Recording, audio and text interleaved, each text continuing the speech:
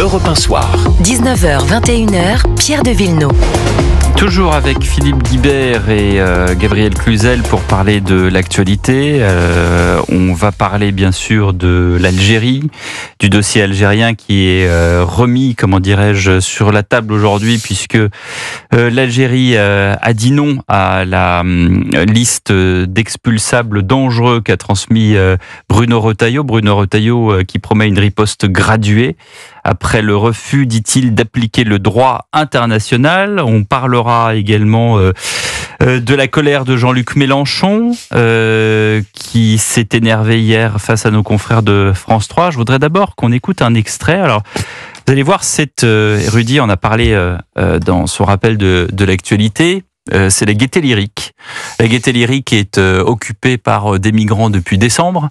À peu près 450 migrants sur place. Il y a 300 jeunes adultes qui sont en priorité expulsables d'ici un mois. Alors effectivement, il y a deux sons de cloche. Il y a la préfecture qui disait avant demain et puis une décision judiciaire. Apparemment, c'est sous un mois en tout cas pour expulser ces 300 des 450. Et alors, ce qu'il faut voir, c'est que ces migrants sont extrêmement agressifs.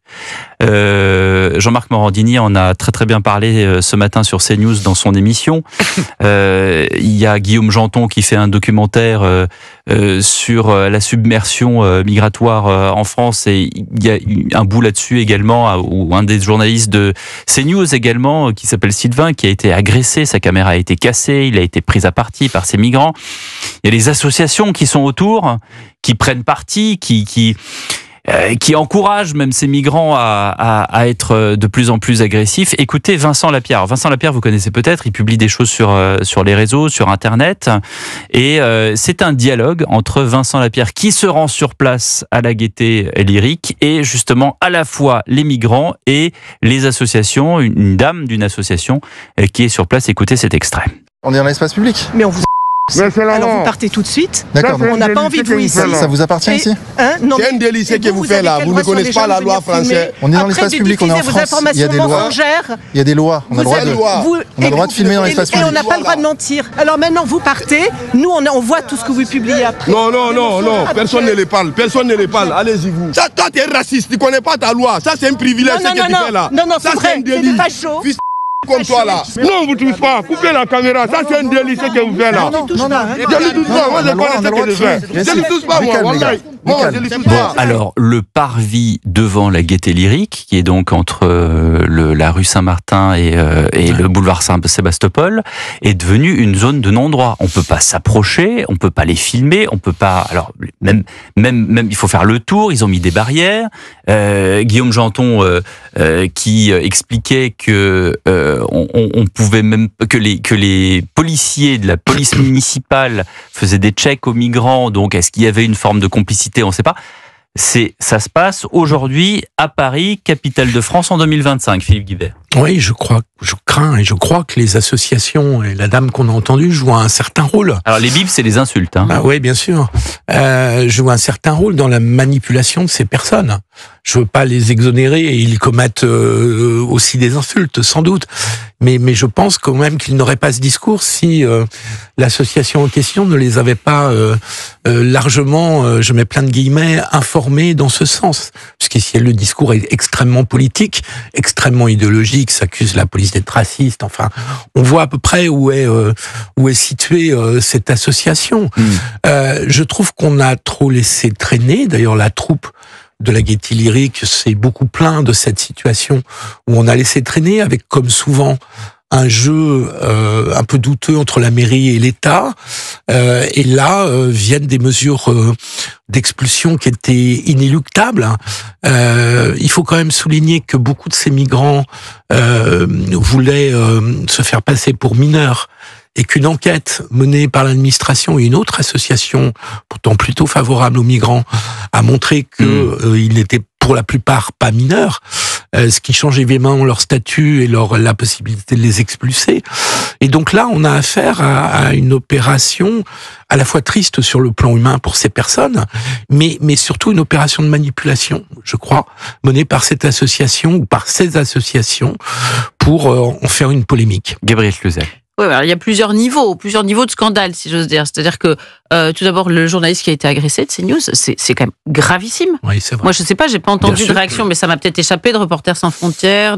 J'ai pas entendu une confraternité extrêmement forte, à part de certains autour de lui. Mais il faut quand même réfléchir qu'en France, on ne peut plus aller montrer la réalité telle qu'elle est, comme on le veut. Il y a normalement, c'est les reporters de guerre qui craignent quelque chose. Il y a une police de la pensée, donc les journalistes se font agresser dans une relative impunité. Donc, que se passera-t-il la prochaine fois ? Certains se diront, ce coin-là, je n'irai pas. Vous voyez, c'est une forme d'autocensure, c'est évident. Moi-même, que nous sommes journalistes, on se dit, on va pas envoyer un tel ou un tel là, parce que faut pas qu'il risque sa vie. Donc, c'est grave, c'est quand même un recul de l'information en France qui est extrêmement grave. Les associations, je rappelle qu'elles continuent d'être largement subventionnées, parfois même par le ministère de l'Intérieur. Si vous voulez, on est quand même, il y a pas, quand les paysans disent qu'on marche sur la tête, il n'y a pas qu'en matière d'agriculture, Et puis, il faut voir qu'il y a eu des précédents. Enfin, moi, il y a encore 3 semaines, j'appelais un curé à Tours, dont l'église avait été occupée. Par elle. C'est le binôme association migrants. Donc, on lui a expliqué que la charité chrétienne, c'était de laisser son église et que, tant pis pour ses paroissiens, et c'était comme ça. Donc, ils s'étaient installés dans le presbytère, enfin tout autour, dans les salles paroissiales. Et il n'y a pas de réaction. Si vous voulez, c'est quand même difficile de faire croire à la France et au monde entier, quand on est président de la République, que nous sommes une armée fantastique sur le plan européen, nous avons des rafales, ce qui est vrai pourtant, nous avons l'arme nucléaire, nous avons plein de choses, mais en revanche, pour régler ce problème-là, il n'y a personne. Moi, je vous garantis qu'il y aurait des militants identitaires à la place. Il y a longtemps que le problème serait réglé. On n'aurait pas pris de gants. Ils auraient été virés depuis longtemps. Dans le sonore qu'on a entendu, ce qui est assez aberrant, c'est quand même cet homme que vous entendez qui dit à Vincent Lapierre, tu ne connais pas le droit de ton propre pays. C'est-à-dire qu'il y a une façon de retourner, en fait, de faire des contre-feux, il n'y a plus aucune limite, en fait. Mais ça prouve aussi qu'ils ont été formés. Ils ont été formés par les associations à répondre, à dire. Et ces associations, donc, d'ailleurs, forment beaucoup de monde. Je voyais dans un autre registre l'imam de Pessac qui allait être expulsé, là, où je ne sais pas où il en est.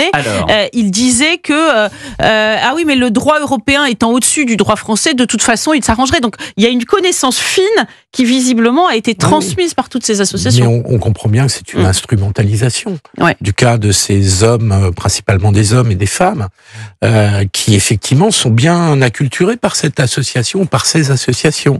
Donc là, on a un vrai sujet sur les associations, je trouve, dans cette affaire. Non, mais donc, on subventionne des associations pour qu'elle forme des gens qui mettent en échec notre droit. C'est quand même assez particulier. Je ne sais pas si celle-ci est subventionnée, mais en tout cas, là, on a affaire à une association totalement politique et idéologique, et qui n'est pas du tout une association d'entraide aux migrants. Voilà, c'est ça la réalité.